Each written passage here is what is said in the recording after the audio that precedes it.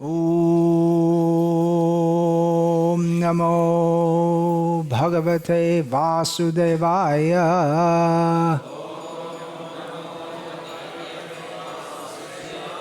Om Namo Bhagavate Vasudevaya. Om Namo Bhagavate Vasudevaya.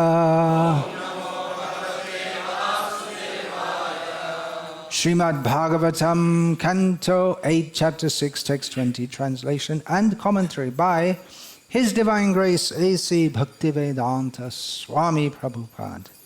Aryaha api hi sandheyaha sati karya artha gaurave ahi Mushika Vat Devaha Hi Arthasya Padavim Gatai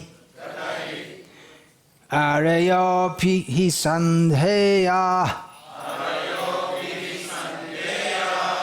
Sati Karyartha Gaurave Ahimushika Vadeva Yarthasya Padavingatai Aryopi Hisandheya Satikaryartha Gaurave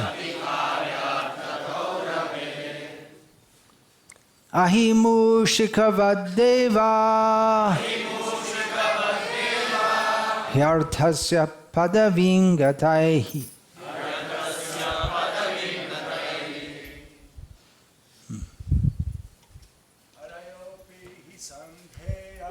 Aryopi api sandeya Satikaryartha Gaurave Ahimushika Vadeva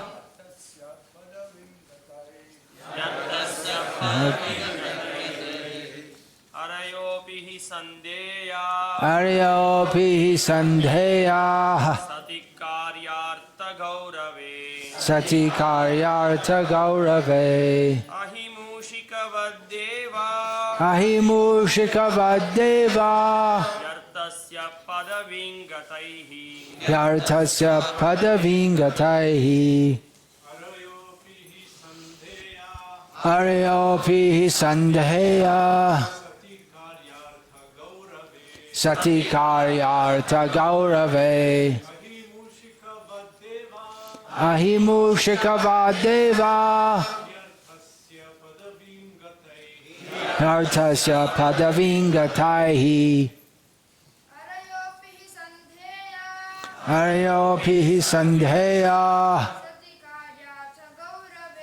Satikaryartha Gaurave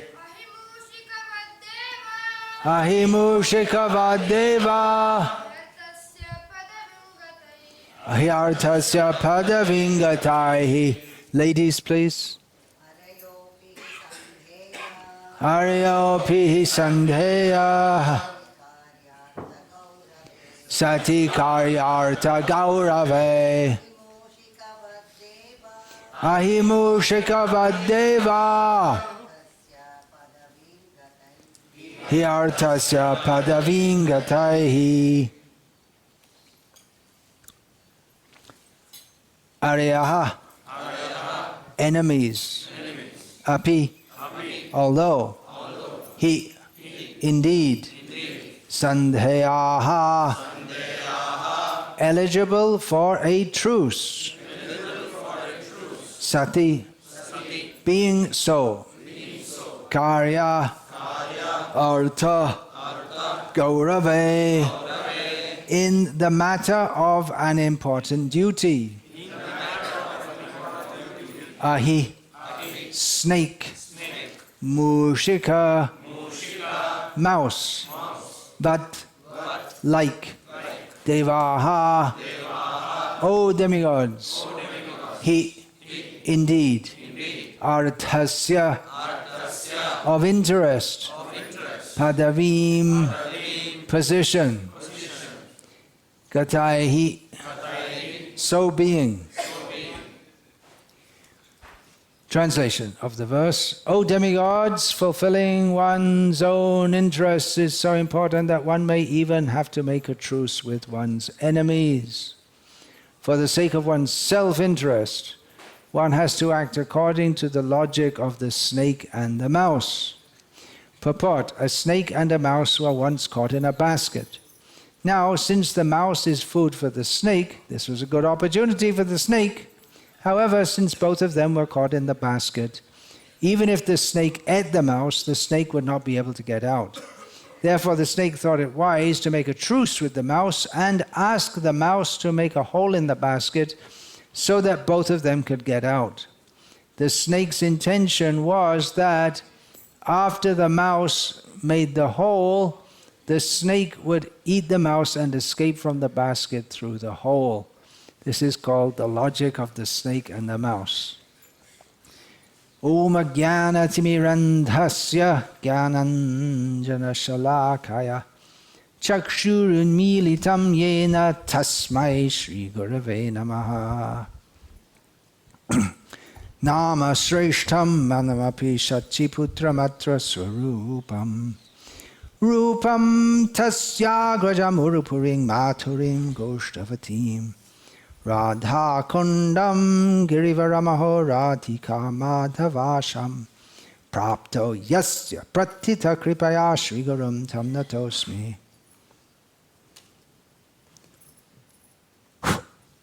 Vandeham Shri Guru Shri Ataf Padakamalam Shri Gurun Vaishnavangscha Shri Rupam Sagrajatam Sahagana Raghunatanvitam Tam Sajivam Sadvaitam Savadhutam Parajana Sahitam Krishna Chaitanya Devam Shri Radha Krishna Padan Sahagana Lalita Shri Vishakhan Vitangscha. Hare Krishna, Krishna Krishna, Hare Hare, Hare Rama, Rama Rama, Hare Hare. Not much fun for the mouse here. If the mouse realizes I can buy a little time by making a hole in the basket, but the snake's going to eat me before I go. What would you do if you were a mouse in that situation? You wouldn't do anything, because mice, at least in Kali Yuga, they don't have that kind of intelligence. I thought what we might do, and we find in the Panchatantra the animals have a good intelligence. What I would do, I would say to the snake that, yeah, I can try, but you know, I'm a very weak mouse and I get tired. So let me try, and I'll do my best. And start chewing away. And then say, oh, I'm really exhausted. I don't think you can get through, but let me rest and try again a little later. Then do a little more, and then say to the snake, just see if you can fit through there. And the snake says, no, it looks too small. Give it a try. And if it's not wide enough, I'll make it bigger. Then you make it just big enough so the snake gets caught in the hole. He can enter, but then gets caught, and then make another hole on the other side and get out. And you might want to give a few bites to the snake also before you go. And then what happens? The story continues, and then the mouse gets out, and there's a cat waiting for him. No fun being a mouse. Krishna here is continuing recommending diplomacy. Yesterday I didn't mention because I forgot. I wasn't so intelligent. That Srila Prabhupada had specifically mentioned in a purport about being, in more than one purport, about being diplomatic for the sake of the Lord. The example is there of Sanatan Goswami, who was able to bribe his way out of prison. The prison keeper, the warden, didn't want to accept the massive bribe that he was being offered because Sanatan was offering, but he thought, well, anyway, if Sanatan escapes, obviously I'm going to be to blame. And then I'll end up in prison, or maybe I'll just be executed. But Sanatan was able to convince him by telling him, actually, you're a very saintly person, although it's not expected that a prison warden is a very saintly person. And it flattered him in various ways and gave him an excuse, and in this way Sanatan escaped. Raghunath Das, in his dealings with the rival tax collector, rival to his father and uncle, who had arrested his father and uncle, was able to speak to the Turkish tax collector in such a way as to soften his heart, and then he made some compromise between the two parties. Ramananda Rai, also being a minister, he was able to act diplomatically with Chaitanya Mahaprabhu himself, who had refused to see King Prataparudra. But Ramananda knew the art of diplomacy, so he would just, time to time, because Chaitanya Mahaprabhu was so much against the idea of meeting Prataparudra Maharaj, that he said, well, if you say this anymore, if you propose this anymore, then I'll leave Puri altogether. You all stay here. But Ramananda didn't say anything. He didn't propose that, but time to time he would praise the qualities of the king in the presence of Chaitanya Mahaprabhu, and his Vaishnav qualities, the king's Vaishnav qualities. And in this way he was acting diplomatically with the Supreme Personality of Godhead himself. How about that? What to speak of Rajalila, that's completely full of all politics and schemes and plots. So the diplomacy goes on. Another important point in the previous verse, if backtrack a bit, I'm going to backtrack to this because I spoke a lot about diplomacy yesterday. In the previous verse, the point of the Daityas, the descendants of Diti, the demons, being favored by time. Krishna told the demigods that they are favored by time, so it's no use to try and fight them at this point, which the demigods themselves understood. There's no use to try and fight them because we are bereft of the blessings of our Guru, where we're suffering from the curse of Durvasa, and they have become very powerful by, that will become revealed later in this 8th canto, they became very powerful by the blessings of Shukracharya. So they were the demigods were in a very precarious situation, and Krishna told them that it's not the right time now to try to fight them.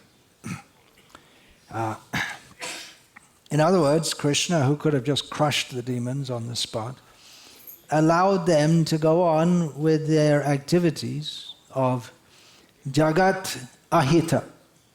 Shayao Jagat Ahita. That's stated by Krishna in the Bhagavad Gita, that demons, they perform activities which are opposite to the welfare of the world, or destructive or bad for the world, which is just the opposite of the saintly people who are described in Bhagavad Gita as Maitra, Advaishta Sarva Bhutanam Maitra Karuna Evacha. They're very friendly to all living beings, merciful to all living beings, don't envy anyone, don't envy any living being. Sarva Bhuta Hite Rataha. They're always engaged in activities for the benefit of the world. And we would think that the Supreme Personality of Godhead is also engaged in activities for the benefit of the world, but sometimes for the benefit of the world, paradoxically, he allows the demons who act for the non-benefit of the world to flourish. And there are various reasons for that, which I discussed yesterday. In this world, everyone's under the influence of time. And there's nothing we can do about it. However powerful we may be, we can't stop growing old. We can't stop dying. Hiranyakashipu thought he could stop death. He wasn't able to. We may take measures to try to minimize the influence of time and by practicing yoga, eating a moderate diet, then the effects of old age may not capture us so very strongly, but we may live a very long life. But we all have to die. The blessings are given for children. Chirayu bhava, have a long life. But the real blessing would be, don't get born again. That's what I say to people when they tell me, it's my birthday today. I tell them, don't get born again. That's the best blessing. Act in this life in a way that we don't have to die. So if we consider that, then all these plans of the great personalities to dominate the world or to enjoy in various ways, it's all foolishness. No one can stop the mighty influence of time. That's discussed by Kapila Dev. We'll find that in the 3rd canto, how everyone is carried by the influence of time. In this regard, I'm going to read from Bhagavad Gita, chapter 8, text 19. Bhuta grama sa evayam bhutva bhutva praliyate ratriagame vashah partha prabhavatya haragame. Again and again, when Brahma's day arrives, all living entities come into being, and with the arrival of Brahma's night, they are helplessly annihilated. This word here, avasha, in the word-for-word translation, it's translated as automatically, and in the verse translation, it's translated as, well, the idea comes there of helplessly. Avasha, it's not under our control. We can't do, what to speak of the present situation we're in. The whole universe is annihilated. And all the living beings within it. Srila Prabhupada's purport, the less intelligent who try to remain within this material world may be elevated to higher planets, and then again must come down to this planet Earth. It's the time, in due course of time. Te tang bhukva swarga lokang vishalam kshine punye martya lokang vishanti. They go up to the heavenly planets, and then they enjoy, and then after some time is up. Your time is up. Time to go down again. During the daytime of Brahma, they can exhibit their activities on higher and lower planets within this material world, but at the coming of Brahma's night, they are all annihilated. In the day, they receive various bodies for material activities, and at night, they no longer have bodies but remain compact in the body of Vishnu. Then again, they are manifest at the arrival of Brahma's day. Bhutva bhutva praliyate. During the day, they become manifest, and at night, they are annihilated again. Ultimately, when Brahma's life is finished, they are all annihilated and remain unmanifest for millions and millions of years. And when Brahma is born again in another millennium, they are again manifest. In this way, they are captivated by the spell of the material world. That's not all the purport, but I'm going to stop reading there just for now. So we're helpless before the influence of time. Well, we think someone may achieve something very great and think, I'm doing so well, but it's by the influence of time. That means he's performed some karmic activities by which he can become prominent, and then again by the force of time he'll be dragged down again. And when he's coming up, there's nothing anyone can do to keep him down. Just like so many dictators, Srila Prabhupada quotes the names of Hitler, Stalin, Mussolini. When they came into power, for all their opponents wanted to stop them. They tried but there's nothing they could do to stop them. And when the time came for them to come out of power, just like Mussolini was brought into power by great popular wave and was thrown out of power and killed by another popular wave. There was nothing he could do to stop that. So he was thinking, now I'm very great, and then again, destroyed. Killed by his own countrymen. Helpless. The time, at one time it was the time for him to be prominent, another time it was time for him to be killed, finished. At the present time, within our society, International Society for Krishna Consciousness, I feel like that. There are certain changes that are going on that I don't feel at all happy about, but it seems like there's just nothing we can do about it. It's just the time is such. Maybe in course of time it will change again.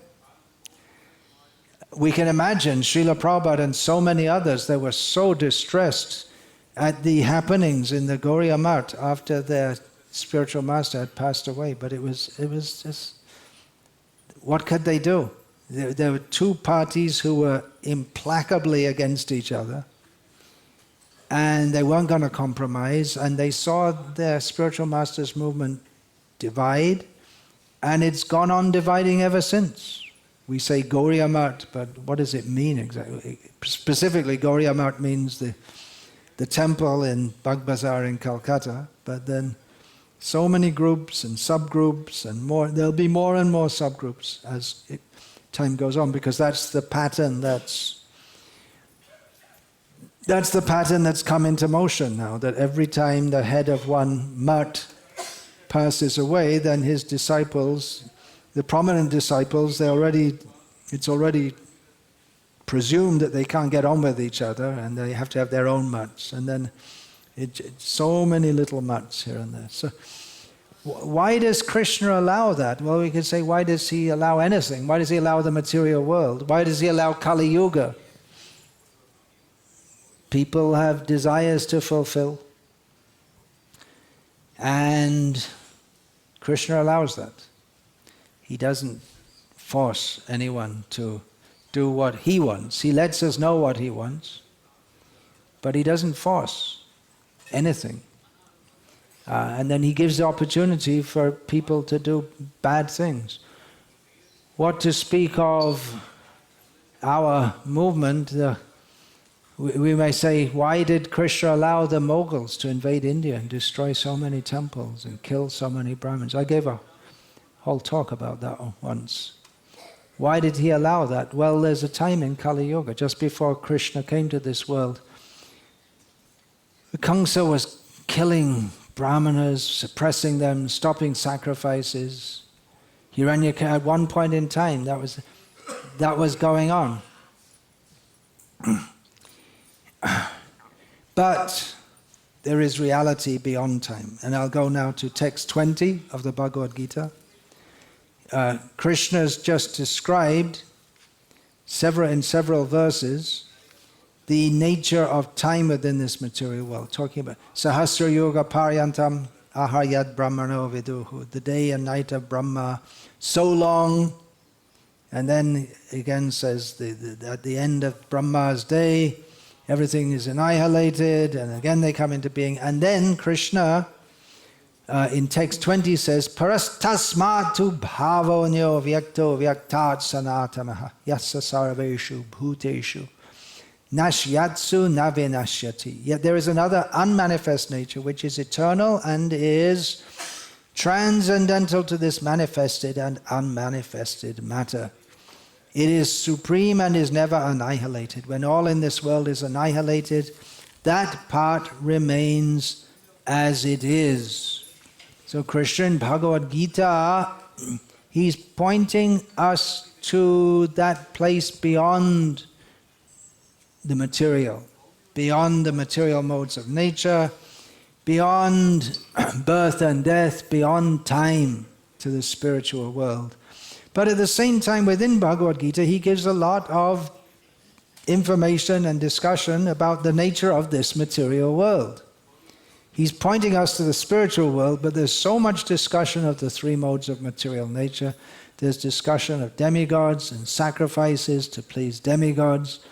There's a discussion of the demons. There's so much discussion of this material world, because we're here in this material world and we have to understand the nature of this material world in order to live in it in a manner that we can prepare ourselves to get out of this material world and go to the world beyond time.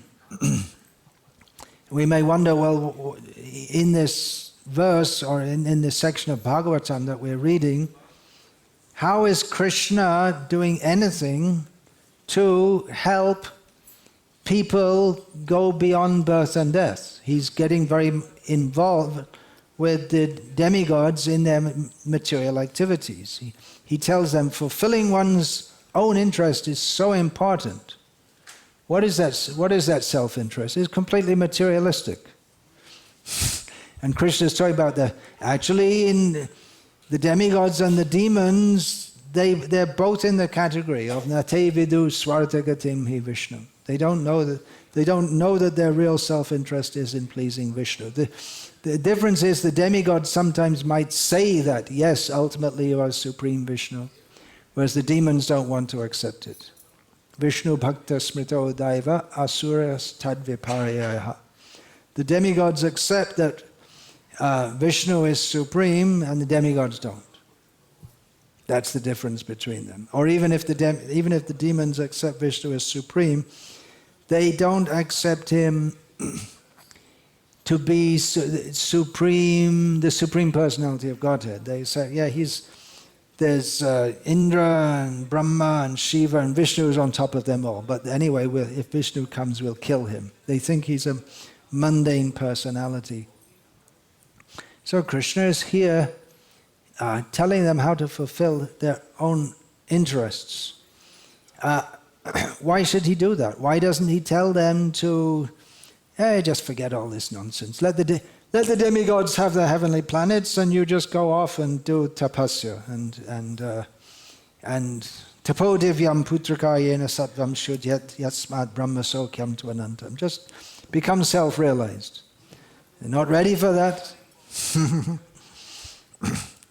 So Krishna instructs them according to their level. There is, of course, in the, which is it, Chandogya Upanishad, the narration of Brahma giving Atmagyan, knowledge of the soul, to Indra and to Virochana.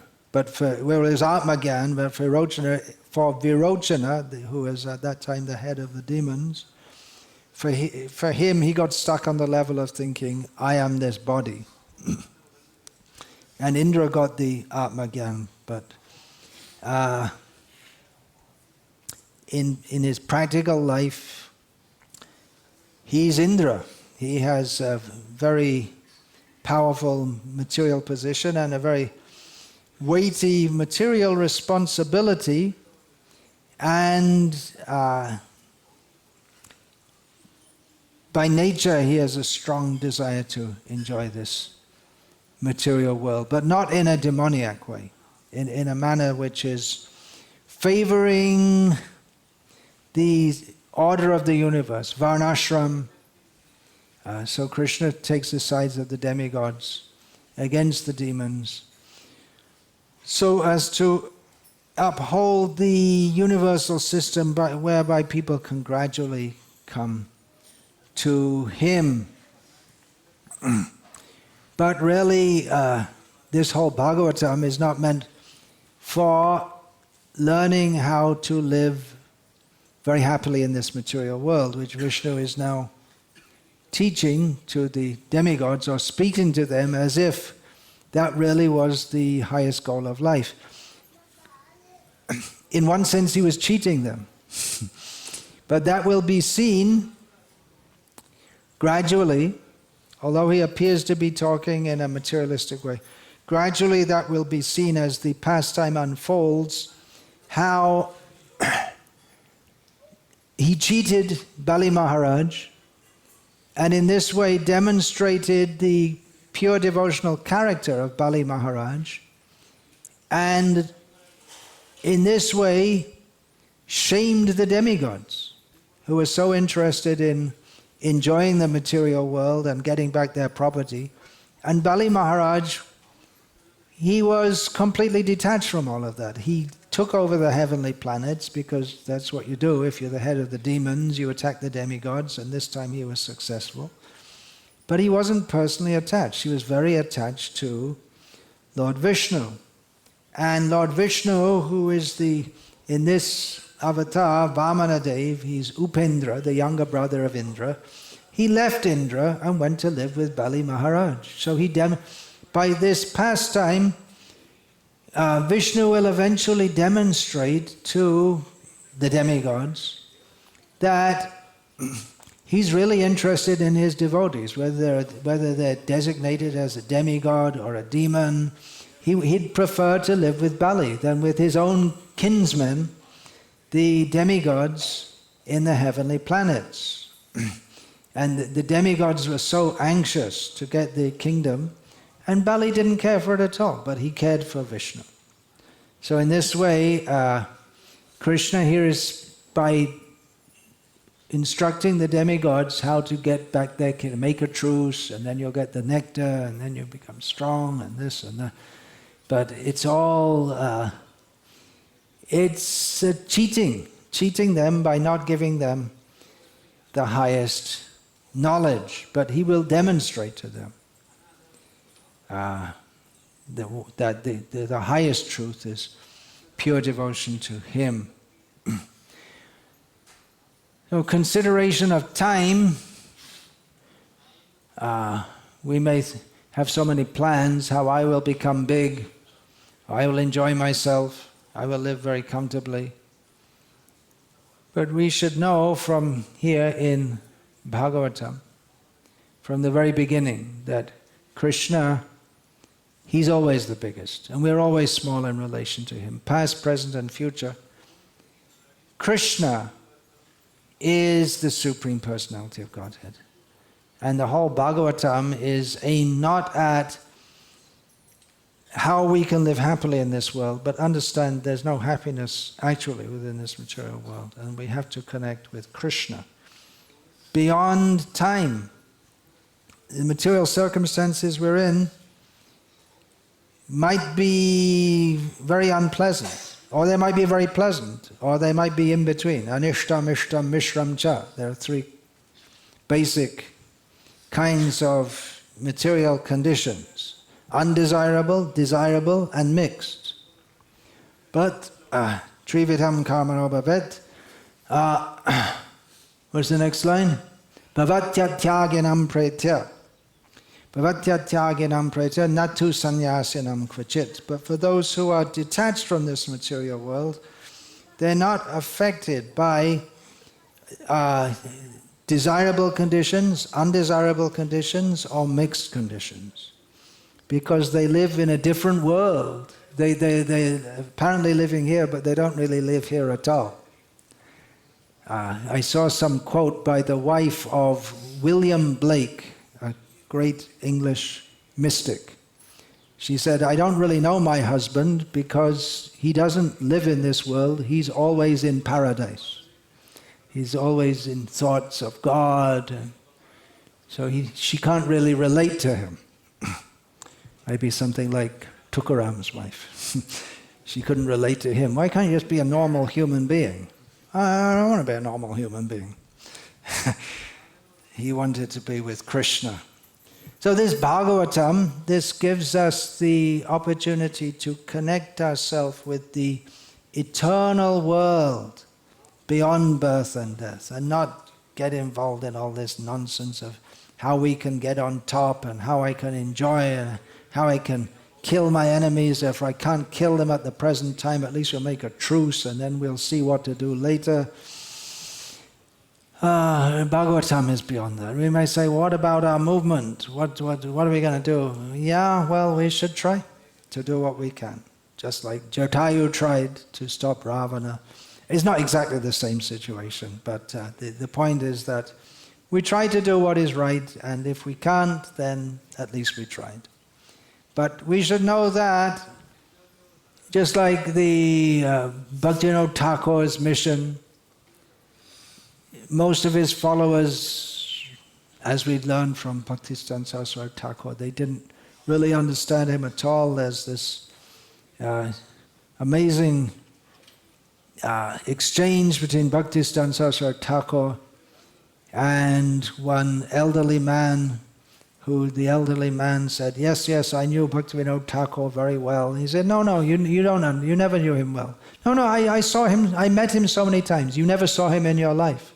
What are you talking about? So many, I went to his home, he treated me very nicely. You were there so many times. How can you say I never saw him? Because he saw him as just a pious man. He didn't know him. He saw him as a member of the Bhadralok, the emerging middle class of Calcutta, a pious man like this. He didn't surrender to him. So Bhaktisiddhanta Saraswati carried forward the mission, and most of it, he started his own mission. There was already an organization Bhaktivinoda Thakur had started, the Navadvip Dham Pracharani Sabha, and that was an organization that he was overseeing, was meant for preaching. Navadvip, it's the Sabha, the organization for preaching about or from Navadvip Dham. Bhaktisiddhanta Saraswati started his own organization. Then Prabhupada started his own organization. But they're all on the platform. The whole idea is to bring us to the platform beyond time. Therefore, Bhagavatam, we study. Whatever may happen that we don't like, or may not happen that we wished would happen, Krishna is always the Supreme Personality of Godhead, and we can always connect by chanting His holy names, by studying the Bhagavatam. This is the same message that Tene Brahma Hridaya Adi Kaviye. Krishna spoke to Brahma, Brahma spoke to Narad, Narad spoke to Vyas, Vyas spoke to Madhva, Vyas spoke to Shukdev, Shukdev spoke to Parikshit, and then Sutta spoke to Shonaka and the other rishis. We have in the Bhagavatam that Maitreya spoke to Vidura, Krishna spoke to Uddhava, Kapila spoke to Devahuti. It's the same message that we're getting that's coming down. Evang parampara praptam. It is received in disciplic succession.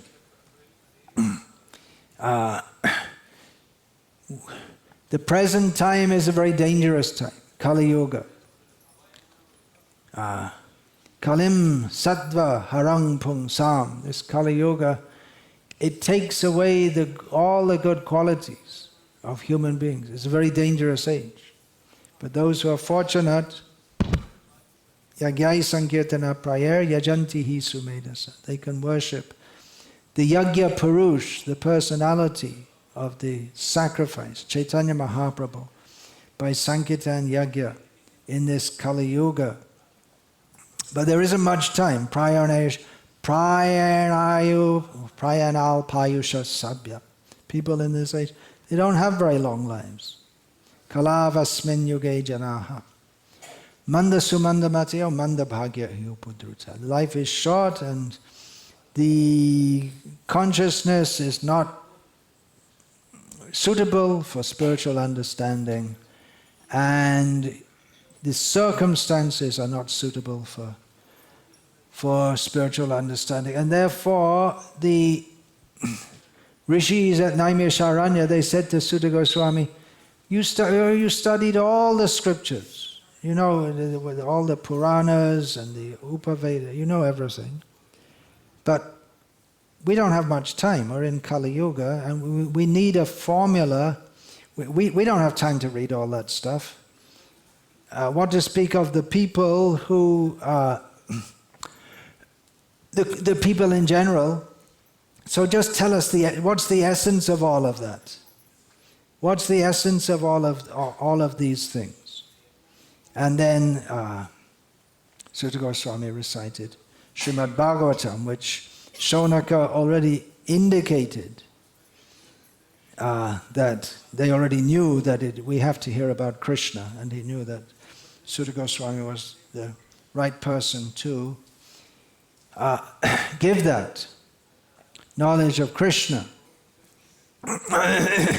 He gave the Srimad Bhagavatam, which is Sarva Veda Itihasanam Saram Saram Hi Udahritam, the essence of all the Vedas and the whole corpus of Vedic knowledge, the essence of the essence, the cream of the cream, creme de la creme, is the Srimad Bhagavatam. Of course, that's also not very small.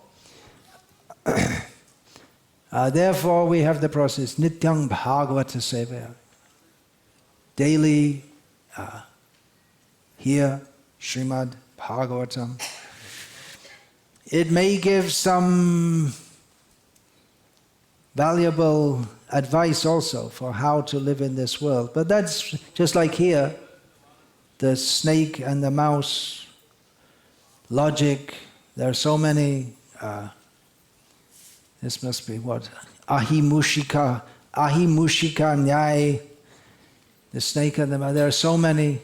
Sarpa Raju Nyai, the logic of the snake and the rope, which is concerned with epistemology and how the senses can fool us. You may see a rope and think it's a snake when it's not. Or we might see a snake and think it's a rope, which is more dangerous. There are so many huge body of Vedic knowledge which gives us knowledge of how to live in this world. There's astrology and gemology and geology,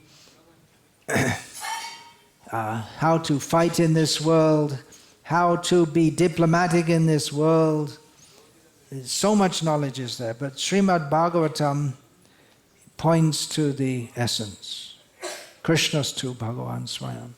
Krishna is the Supreme Personality of Godhead. And therefore we should surrender to Him. So really this instruction that Krishna is giving to the demigods, that how to make a truce with your enemies, we might find that useful in some wisdom that we can incorporate in our lives if we find ourselves in a situation that is unfavorable to us. But it's not the essence of Bhagavatam, that one should pursue one's material self-interest. Rather, one should know that one's self-interest is in Vishnu. So we have here in Bhagavatam some instruction which is not Vedyam Vastavam, the actual essence of the Vedas. Of course, no doubt our acharyas, they could, by analyzing this, they could find out how it is actually to the highest level, but at least at face value. And that's how the demigods understood it. It is knowledge of how to be diplomatic to fulfill one's own interests, which devotees, they may do that because their interest is in Krishna consciousness. So for furthering the Krishna conscious movement, one may be diplomatic. I'll give another example from Srila Prabhupada's pastimes. I gave some yesterday.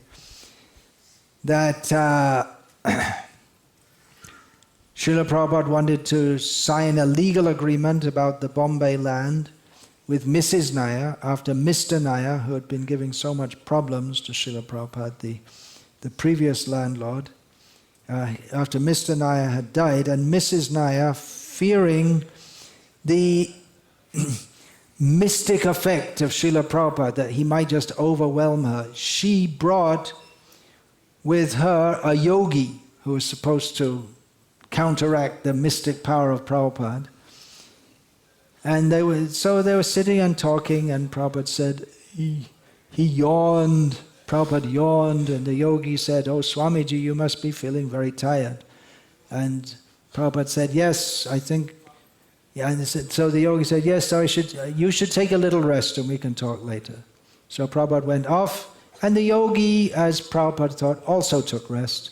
And in the meantime, Prabhupada, with the yogi resting, found Mrs. Nair and negotiated with her and got what he wanted. Prabhupada was expert in that way. But if we just study Prabhupada in that way, how he was materially so expert, then we'll miss the essence. Just like this Sri Sri has given an example of someone who, even in old age, he did something. So it's a great example for all old people. Take inspiration from Prabhupada, how in your old age you can get out in the world and do some things, make your name known. But it's an appreciation of Prabhupada, but in the wrong way. It's not that Prabhupada thought, now I'm old, let me do something so that my name goes down in history. We should take the essence that Prabhupada taught us to surrender to Krishna. That's what we should learn from him. Not that I'm old, I'm going to go out and make a revolution and throw out the government and make myself the dictator or any such thing. I'll go and start a spiritual movement, but what are you going to start? You don't know anything about anything spiritual. You have to learn from Prabhupada. So it was an appreciation without understanding what the purpose of life is. So I appreciate, oh yes, Prabhupada, yes, he was a good scholar, he was a nice man, he was a good cook, he smiled nicely, okay, but what's the essence of Prabhupada? The essence is that prema bhakti jaha hoite, or vidya vinasha jate. The essence is that he gives pure love of Krishna and destroys ignorance.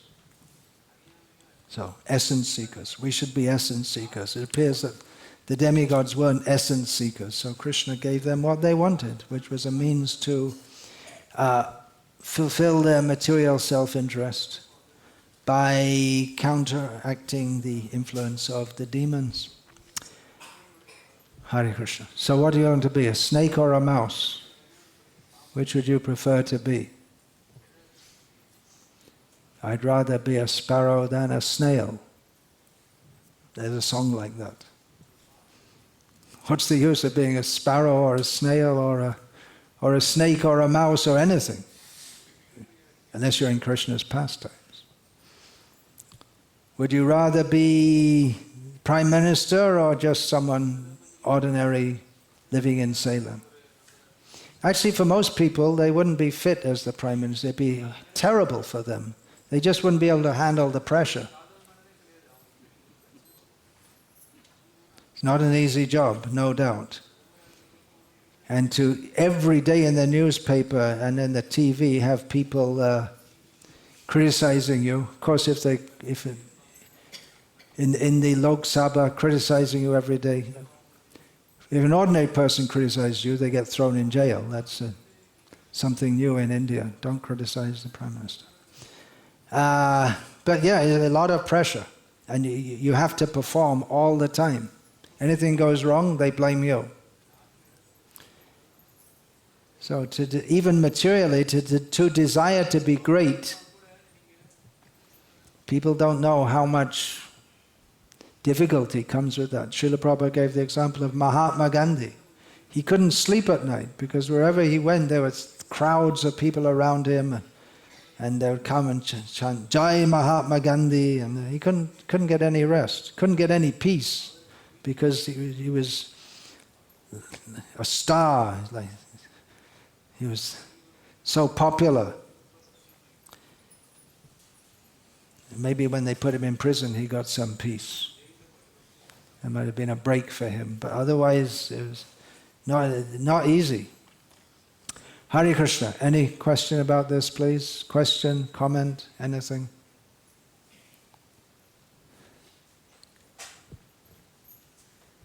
Yeah, Chitta Hari. Guru Maharaj, can we example of Vasudeva's situation when he was dealing with Vasudeva is Kamsa? another example. Yeah, he was very diplomatic. He said to Kamsa that anyway, it's only the Devaki's not going to kill you, so there's no use to kill Devaki. It's her 8th son will kill you, and I promise I'll bring every son to you, one after the other, as they're born. So that he was buying time to immediately, if Devaki was killed, then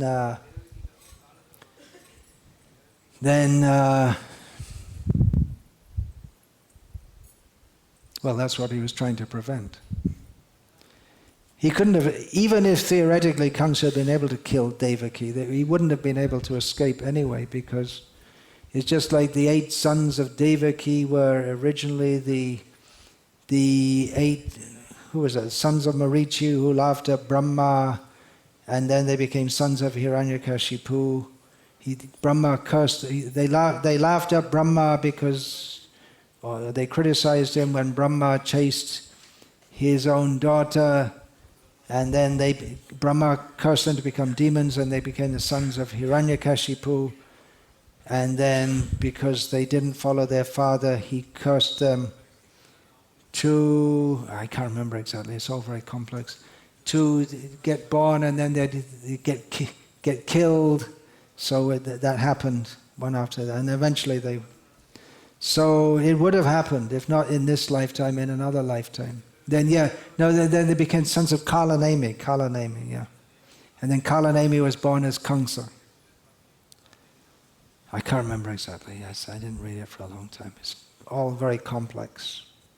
Who can speak on Mahabharata stories? They have to have a very good memory of all the details. You get one story within another story, within another story, within another story, and they're all very complex stories.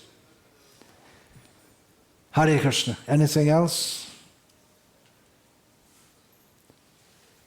Vasudevam Sutam Devam. Do you know that verse? Did you learn that as a child? It's popular among the smartas in Tamil Nadu. Kamsa Chanura Mardanam Devaki Paramanandam Krishnam Vande Jagadgurum. Composed by Shankaracharya. Hare Krishna. All glories to Srila Prabhupada. Vancha kalpatarubhyascha kripa sindhubhya evacha patitanam pavanebhyo vaishnavebhyo namo namaha.